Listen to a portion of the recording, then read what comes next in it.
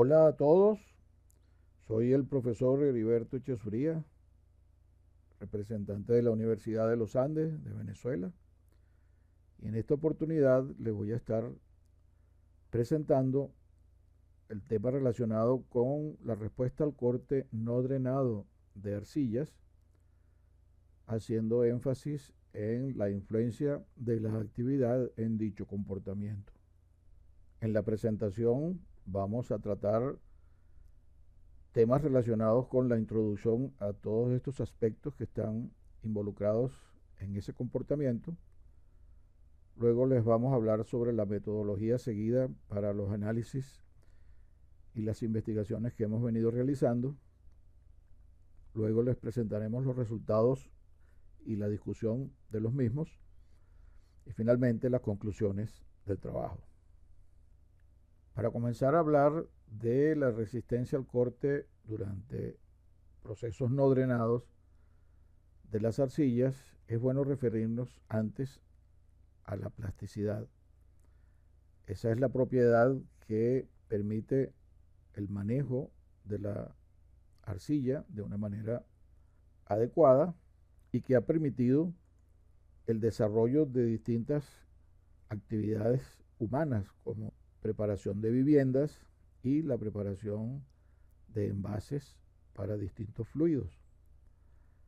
Ella entonces también tiene una influencia importante en el comportamiento no drenado de la arcilla. Al hablar de la plasticidad debemos referirnos a que la misma depende de la mineralogía y el tamaño de las partículas, y esto fue inicialmente evaluado por Atterberg, y en este trabajo hemos considerado que dentro del rango plástico del suelo vamos a contar con saturación prácticamente total del material. Y el tema que vamos a introducir es el de la actividad, que está relacionado con la fracción de arcilla y de los materiales no plásticos que están contenidos en la mezcla que constituye el suelo. Esto fue inicialmente estudiado por el profesor Skempton y luego fue revisado por Sid y colaboradores, y el aspecto principal relacionado con la actividad, que se define como el índice de plasticidad dividido por la fracción de arcilla menos una constante, que se ha tomado en general con el valor de 9. Lo que quiere decir es que para una misma arcilla o una misma mezcla de arcillas, la actividad es un valor constante, aunque varíe la fracción de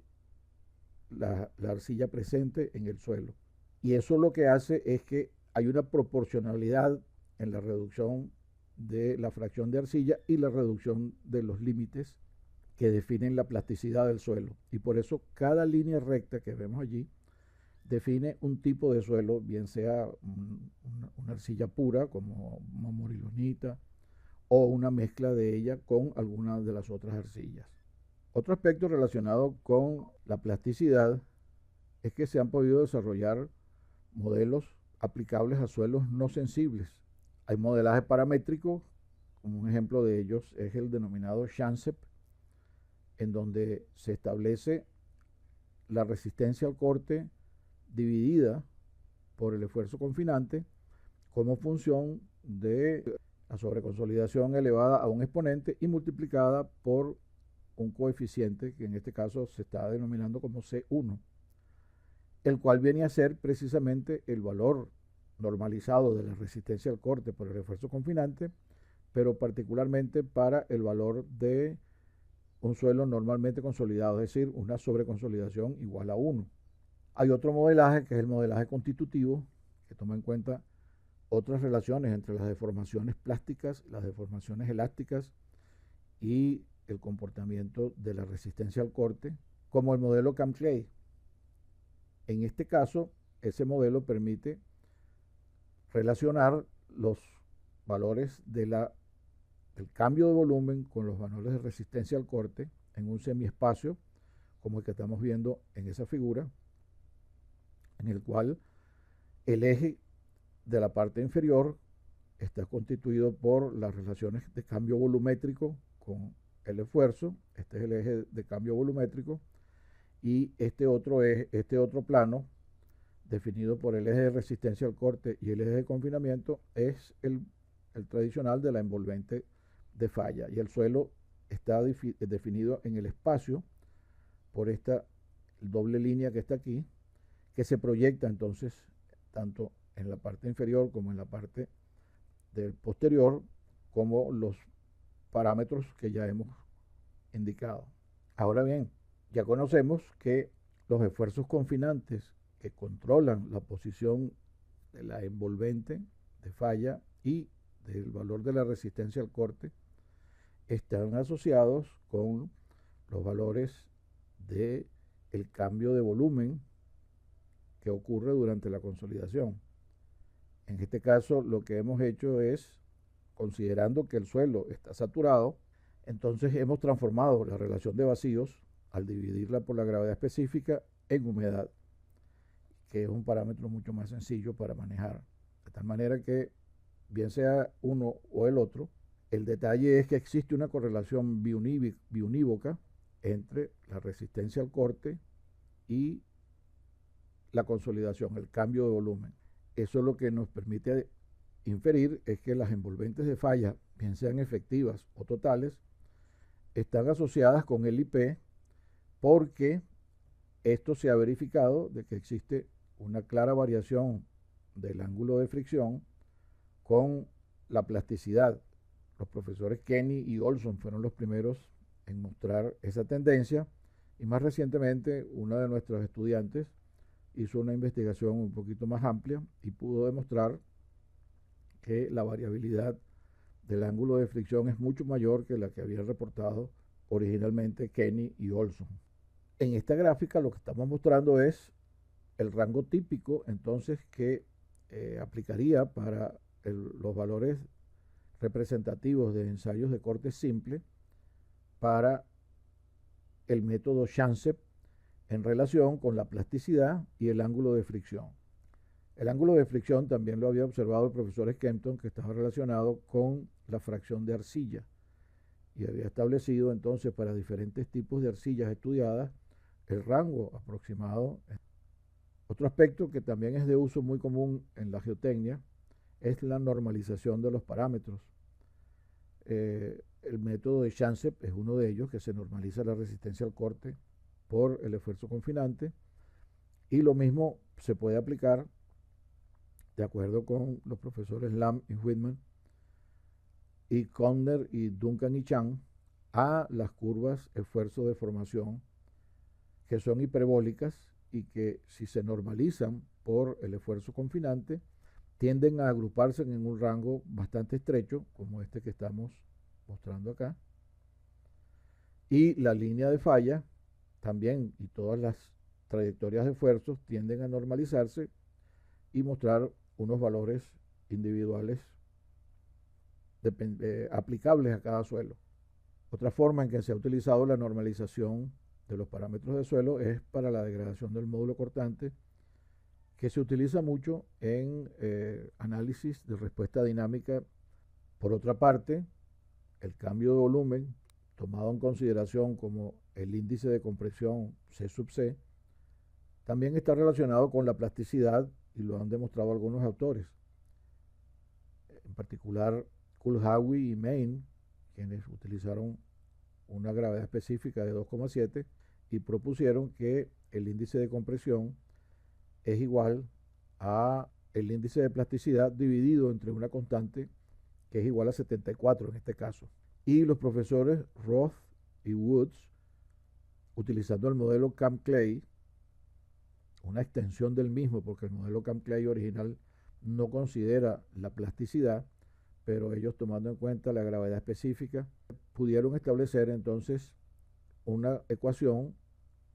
para establecer, en función del índice de plasticidad, para calcular el índice de compresión. Y graficando esos dos valores vemos que están con una correspondencia bastante perfecta, bastante buena, porque están sobre una recta de 45 grados. En este lado tenemos el valor de Kulhawi y Main, y en este lado tenemos los valores obtenidos con la ecuación de Kamm-Clay, y como observamos están entonces muy bien relacionados. Yéndonos ahora a lo que es el sistema de clasificación, que está basado en los límites y en la plasticidad, vemos que el sistema obedece a las experiencias que tuvo el profesor Casagrande con los límites de Atterberg, y utilizando básicamente la humedad como variable, aunque para el límite líquido estableció que la humedad correspondiente a una resistencia al corte de 25 gramos por centímetro cuadrado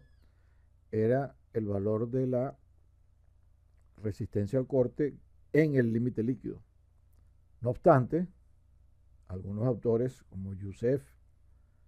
y colaboradores, y además otros como Cavalli y Tufensi, han encontrado que, por un lado, el valor de la resistencia al corte en el límite líquido no es una constante, sino que varía con la plasticidad del suelo, tal como estamos viendo en la figura. Cavalli y Tufensi, por otro lado, demostraron de que no existe un valor único ni para la resistencia al corte en el límite líquido, ni para la resistencia al corte en el límite plástico. Y si atendemos a lo que decía Casagrande, tendríamos que el valor del límite líquido sería una constante independiente de la plasticidad, cosa que no es correcta. Un estudiante de nosotros también encontró una tendencia similar a la de Youssef y sus colaboradores. Para el límite líquido hay una tendencia a la disminución del valor de la resistencia al corte en el límite líquido, mientras que para el límite plástico la resistencia al corte aumenta al aumentar la plasticidad del suelo. Eso nos lleva a la pregunta de por qué la plasticidad, a pesar de que tiene esa limitante de que no es un valor constante la resistencia al corte en el límite líquido, es decir, no estamos determinando el límite líquido realmente cada vez que hacemos ese ensayo. Entonces, ¿por qué la plasticidad, a pesar de tener esas limitaciones de origen, correlaciona muy bien con otros parámetros de las arcillas? Bueno, simplemente porque la resistencia al corte no drenado varía con la humedad en un espacio log-log, tal como el que estamos representando aquí. Si ustedes observan allí, entonces cada una de esas líneas representa un tipo de suelo con un contenido de arcilla diferente y por consecuencia con un contenido de material no plástico distinto. Y se ve claramente allí que tanto la pendiente de la línea recta como su posición en el espacio cambia.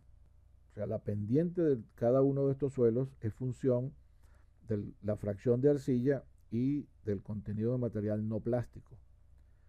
Para menores pendientes son arcillas. Este, por ejemplo, es el caso de una monmorilonita que tiene una pendiente muy baja, lo cual es representativo de que su resistencia al corte varía muy lentamente con cambios grandes en el contenido de humedad. Mientras que un material como este que estoy señalando ahora, que es la barbotina, que se utiliza mucho en alfarería, que tiene un contenido de material no plástico bastante elevado, tiene una pendiente muy inclinada y está localizado para valores muy bajos de los contenidos de humedad. El resumen de esto es que, además de la resistencia al corte, la inclinación de cada una de estas pendientes de los suelos está asociada con el cambio de volumen. Aquí estamos llamando el cambio de la pendiente como M, que la resumimos aquí. Aquí tenemos en este eje el logaritmo de la resistencia al corte y tenemos en este eje el logaritmo del contenido de humedad. Y el valor de M es la clave, porque independientemente del el rango de humedades que nosotros estemos trabajando, vamos a tener una relación proporcional en el cambio en la resistencia al corte Y por eso es que los límites de Atterberg, a pesar de que tienen un error conceptual en su determinación, correlacionan muy bien con los otros parámetros del suelo y permiten definir las características del suelo, simplemente por el hecho de que los dos valores de humedad están ubicados sobre la misma recta y son dependientes del valor M. En este caso, la ecuación que resulta es que la resistencia al corte es una constante por la humedad elevada a la pendiente M, en este caso con caso negativo, con un signo negativo por la forma en que estamos haciendo la graficación. Vistos entonces los aspectos conceptuales que vamos a estar utilizando como base para nuestra investigación, la metodología que seguimos fue la de incorporar parámetros relacionados con la resistencia al corte en la carta de plasticidad, por una parte. Luego, también utilizar el modelaje paramétrico y la normalización de los parámetros del suelo para establecer la influencia tanto de la plasticidad como de la actividad en las curvas de esfuerzo de formación y en la misma carta de plasticidad también. Luego, evaluar la influencia de esas mismas variables, la plasticidad y la actividad, en los cambios de volumen de la arcilla. No solamente la resistencia al corte, sino también el cambio de volumen, porque ambas están íntimamente relacionadas. Finalmente, esto nos va a permitir establecer un modelo que nos permite estimar la respuesta esperada de las arcillas ante el corte no drenado,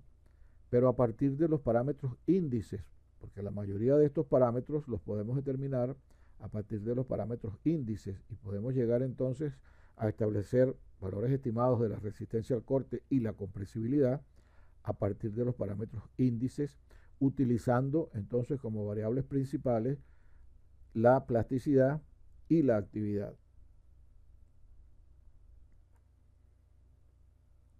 Para llevar adelante la investigación, lo que se hizo fue formular un modelo paramétrico que incorporara todas estas variables que hemos estado presentando,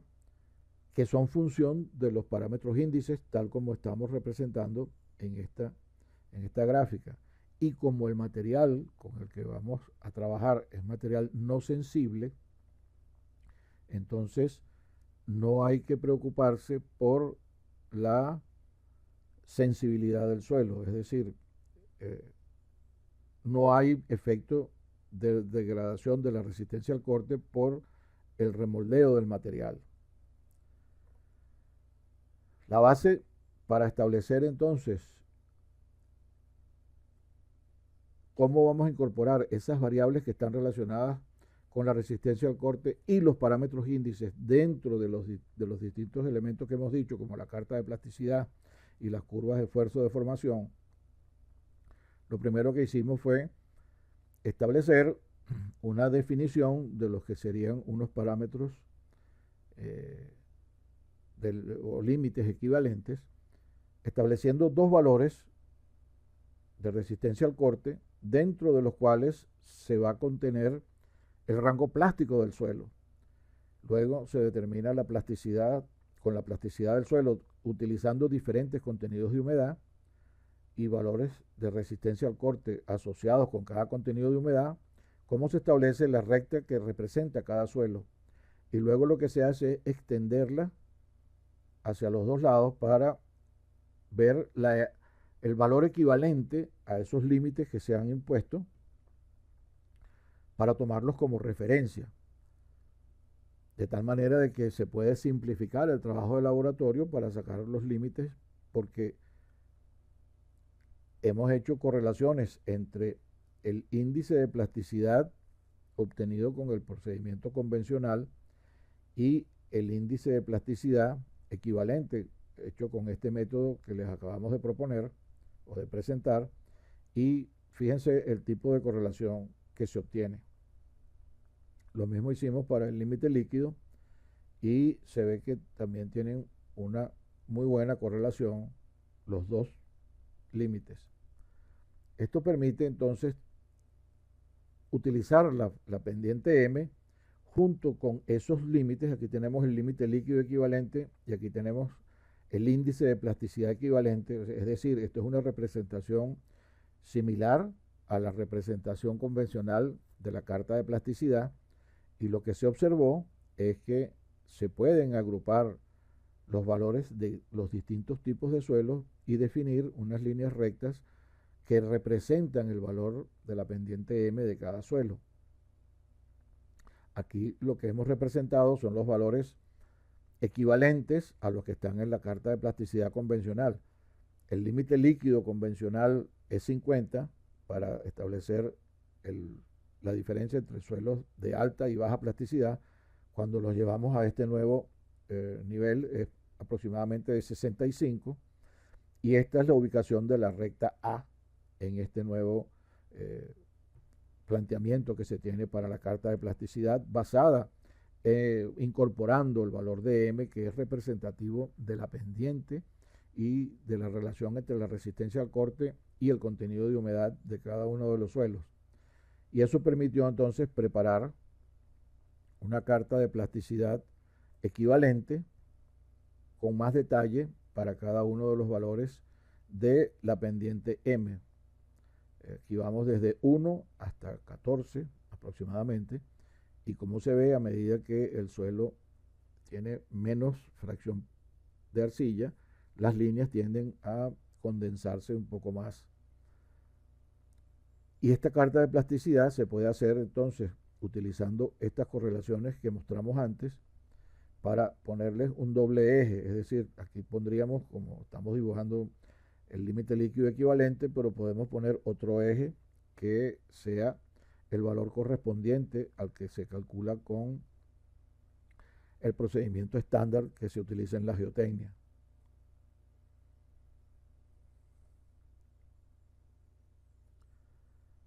Con todos esos conceptos que hemos estado introduciendo hasta ahora, entonces se empezó a formular en el año 2018-2019 un modelo para suelos no sensibles, como ya hemos dicho, basados en la plasticidad y los parámetros índices para establecer las curvas de esfuerzo de formación. Para ello, lo que se hizo fue saber, como se sabe que las curvas son hiperbólicas, las esfuerzos de formación, se utilizó entonces también el concepto de normalización, que es una función del índice de plasticidad, como ya vimos, porque el ángulo de fricción es función del índice de plasticidad, y se pudo normalizar entonces para cada tipo o nivel de plasticidad, como se indica acá, esas curvas de esfuerzo de formación para que todas fuesen asintóticas al valor de la unidad. Y cada una de estas curvas es representativa de un valor de plasticidad. Como se ve, la plasticidad mayor tiene una curva que es mucho más suave, y las plasticidades menores tienen pendientes mucho más pronunciadas. Eso permite entonces, trabajando al contrario, que a partir de las propiedades índice y conocidas cuáles son los valores de los parámetros de la hipérbola en función de la plasticidad,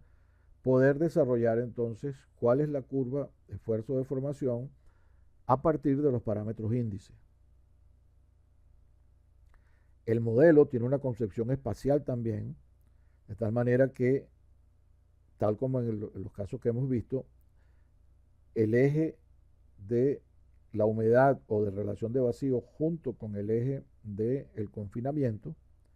están relacionados, definen la curva de consolidación que ya todos conocemos, y la curva de esfuerzo, de esfuerzo cortante con esfuerzo confinante definen el plano Mohr-Coulomb, con lo que la representación del suelo puede hacerse en el espacio como una curva así como la que estamos viendo aquí en rojo, que se proyecta en este plano como una línea recta para la envolvente, y en el plano de consolidación representa la curva de consolidación.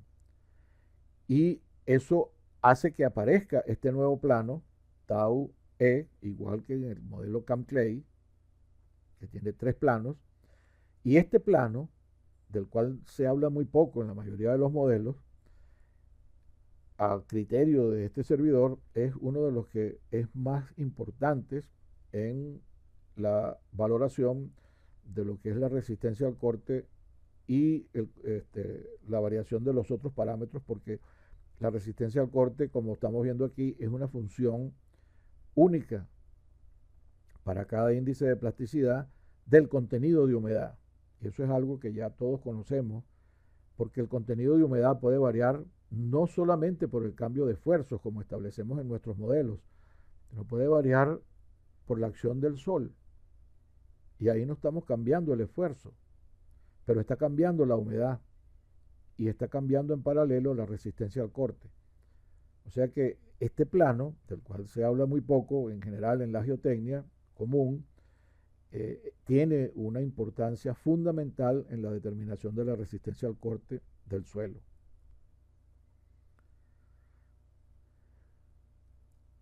El modelo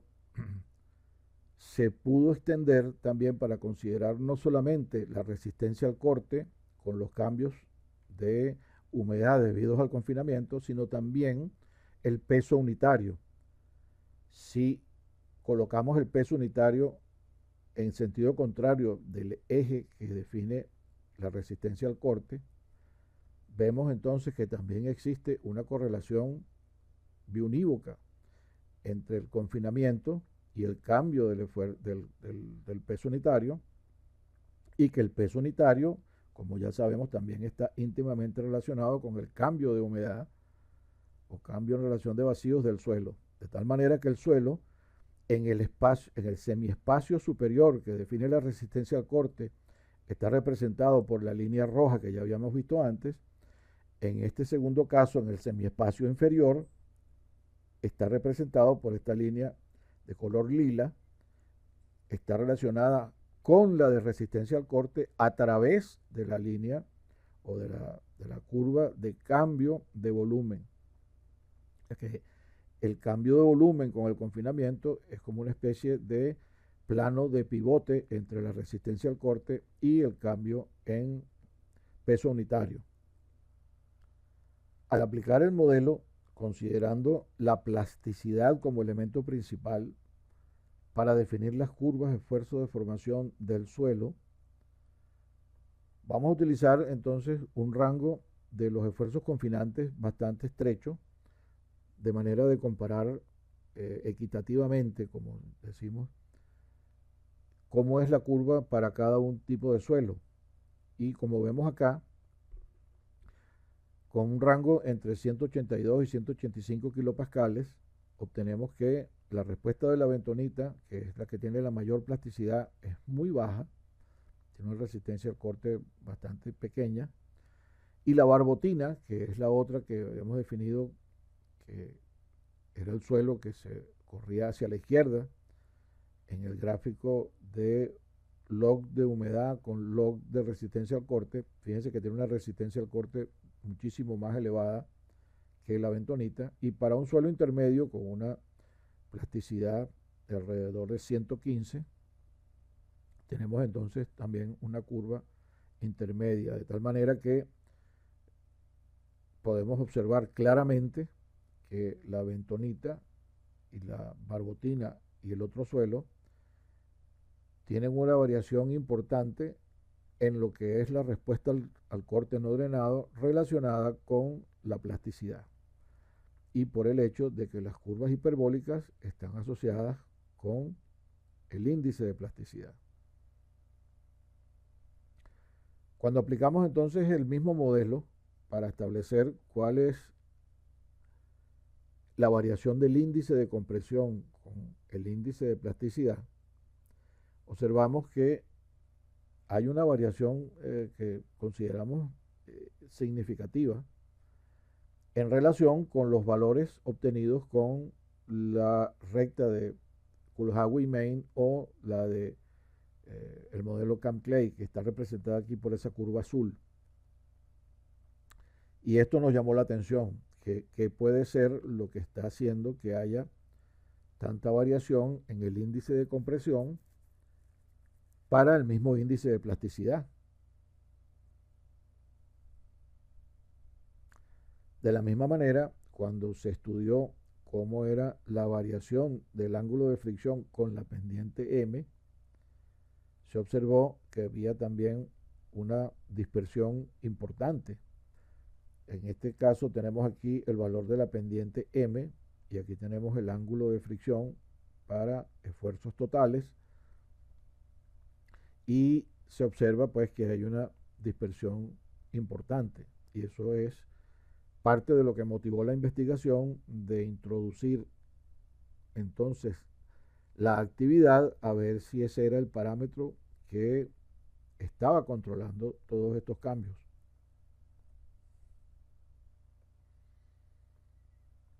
¿Por qué se decidió trabajar con la actividad? Vamos a analizar un poquito en más detalle este gráfico para ver la significación de lo que tiene la actividad dentro de lo que va a ser el comportamiento general del suelo. Como ya hemos dicho, la fracción de arcilla y el contenido de material no plástico son complementarios, de manera que en la medida en que cambia para cualquiera de estos tipos de suelos la fracción de arcilla y nos movemos a lo largo de una de estas líneas de actividad, recuerde que la actividad es constante para cada tipo de arcilla, al disminuir la fracción de arcilla estamos también cambiando el contenido de material no plástico, está aumentando el material no plástico. Entonces, lo que podemos interpretar de este gráfico es lo siguiente. Por una parte, si tenemos una fracción de arcilla fija, el hecho de cambiar la actividad lo que está implicando es que estamos cambiando el tipo de arcilla. Es decir, si yo tengo dos suelos con la misma fracción de arcilla, pero tienen diferente actividad, son dos suelos distintos. No puede ser el mismo suelo, porque el mismo suelo, aunque yo cambie la fracción de arcilla, sigue manteniendo el valor de la actividad constante, que es lo que estamos viendo acá como resultado de la investigación de los profesores que hicieron estos trabajos anteriormente. De manera que si cambia la actividad y tenemos una fracción de arcilla constante, lo que estamos haciendo es cambiando el tipo de suelo. Lo mismo sucede si tenemos un índice de plasticidad constante, pero cambiamos la actividad. Para poder cambiar la actividad, tenemos forzosamente que cambiar la fracción de arcilla y cambiar la mineralogía del tipo de arcilla, las características de las partículas de arcilla. En consecuencia, cada vez que para un mismo índice de plasticidad, que es el punto importante que queremos relacionar, para un mismo índice de plasticidad, si tomamos actividades diferentes, estamos lidiando con suelos distintos.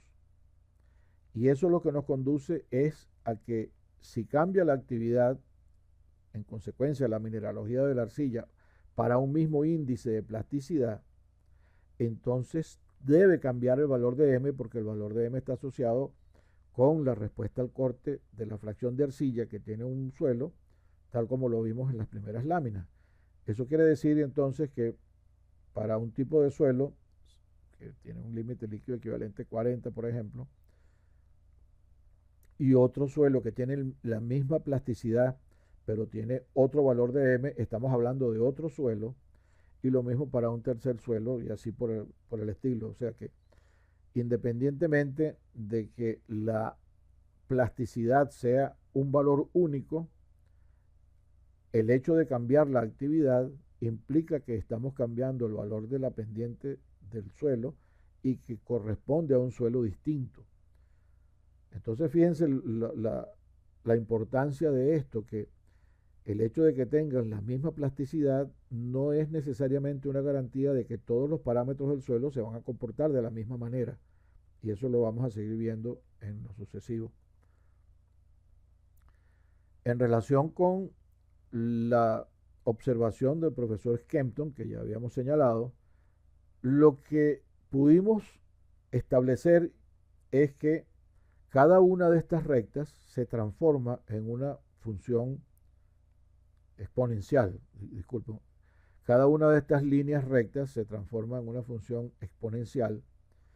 que tiende a dar entonces el mismo esquema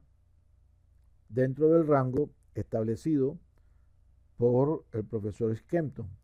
Y cada una de estas líneas corresponde a un valor de actividad diferente. De tal manera que estas líneas rectas se transforman en unas líneas exponenciales que definen entonces el ángulo de fricción en función de la fracción de arcilla. Y dependiendo entonces del tipo de suelo, hay que hacer lo mismo que propuso el profesor Skempton. Hay que limitar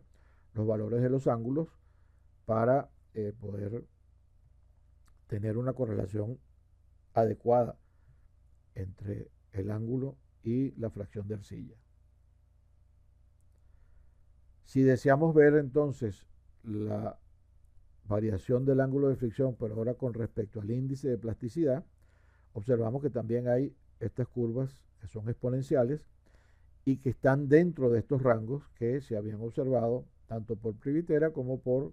Olson y Kenny. Ahora bien, cuando aplicamos el modelo comportamiento hiperbólico, teníamos una limitante, la cual es que para pequeñas deformaciones el suelo tiene un comportamiento elástico. Por eso está definido por el módulo de corte máximo del suelo. Entonces había que incorporar en el modelo hiperbólico esa variabilidad y hacer la transición adecuada de comportamiento elástico lineal a comportamiento hiperbólico. Eso se logró entonces introduciendo nuevas variables. Esto fue el año pasado, esta extensión que le hicimos al modelo. Y eso nos iba a permitir entonces establecer una adecuada evaluación de la degradación del módulo cortante con la deformación, tal como se espera que un modelo que sea suficientemente amplio pueda establecerlo. Al comparar entonces distintos valores del índice de plasticidad con distintas actividades, tenemos que, por ejemplo, estudiamos 3 actividades distintas para un índice de plasticidad 15, igual que para un índice de plasticidad de 30, un índice de plasticidad de 50, 100 y 200. En cada caso, lo que se obtuvo es que, siendo el mismo índice de plasticidad, pero dependiendo del valor de la pendiente M, se obtiene un ángulo de fricción diferente. Entonces, la explicación de esta aparente variabilidad que teníamos entre el valor de la pendiente M y el ángulo de fricción no es más que el reflejo de que la actividad es la que controla el valor del ángulo de fricción para un mismo nivel del índice de plasticidad. En consecuencia, esto no es una variabilidad, falta de congruencia de los parámetros, es todo lo contrario. Estamos ahora considerando una variable que no estábamos considerando antes y que es la que introduce el cambio importante. Lo mismo entonces hicimos para poder validar el comportamiento del suelo que habíamos extendido para incorporar la fase de comportamiento elástico y además entonces también la actividad. Lo comparamos con el modelo de Darandelli, que es uno de los más usados en respuesta de sitios. Y lo que encontramos fue que tanto las curvas de esfuerzo de formación, en este caso para un índice de plasticidad de 15, les dije que habíamos estudiado 3 valores diferentes de actividad, lo que observamos es que para a mayor actividad, mayor es la respuesta del suelo para un rango de esfuerzos que está más o menos cercano y las 3 con un mismo valor de humedad. Porque si íbamos a comparar algo, teníamos que hacerlo con un valor de humedad que fuera congruente para las 3 y eso nos llevaba a tratar de establecer también que el valor del confinamiento fuese parecido. Para el caso del IP100 tenemos el mismo resultado para esta humedad. Estos son los confinamientos. Hay un poquito de variación del confinamiento, pero nuevamente a mayor actividad, mayor resistencia al corte. Y para 200, que fueron los tres valores que les había mostrado antes, se observa también el mismo efecto. A mayor actividad, mayor respuesta al corte. Y las curvas de degradación del módulo cortante, comparadas las del modelo paramétrico que se está proponiendo acá con el modelo de Darandelli, se observa que hay un ajuste bastante cercano y que en todo caso reflejan que sí existe una variación con la actividad, aunque no es tan marcada como para las curvas de esfuerzo de formación. Las curvas de degradación también presentan una pequeña variación en la reducción del módulo cortante con la deformación cortante. Finalmente, para el caso de la compresibilidad, que habíamos observado también que había una variación con el índice de plasticidad, estudiamos los tres valores que ya les dije antes, pero después hicimos algunos adicionales para poder corroborar qué pasaba y observamos lo mismo. En este caso, a mayor actividad, menor compresibilidad. Y eso se debe a que, como ya les hemos expresado, en la medida que aumenta la actividad para un mismo índice de plasticidad, está disminuyendo la fracción de arcilla. Entonces, el material tiene mayor componente de material no plástico y es menos compresible. En la medida que la actividad es menor, indica que tiene una fracción de arcilla más grande y en consecuencia es capaz de tener una mayor deformación que el suelo que tiene una menor fracción de arcilla. Con la resistencia al corte, recuerden que pasaba lo contrario. Las conclusiones del trabajo entonces vienen a ser que los límites equivalentes que se están proponiendo incorporan información relacionada con la resistencia al corte y el cambio de volumen en la carta de plasticidad con la pendiente M, que el modelo que se propone, ampliado ahora para incluir la actividad, permite caracterizar suelos a partir de los parámetros índices y la actividad de la arcilla. Para un mismo índice de plasticidad, la actividad de la arcilla controla las curvas de esfuerzo de formación, de tal manera que a mayor actividad, mayor resistencia al corte.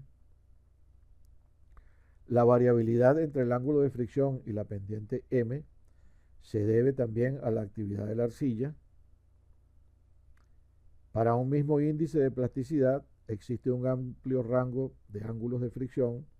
de acuerdo con la actividad de la arcilla, debido a que cambia la mineralogía y cambia el contenido de material no plástico. Las curvas de degradación del módulo cortante obtenidas con el modelo que proponemos y el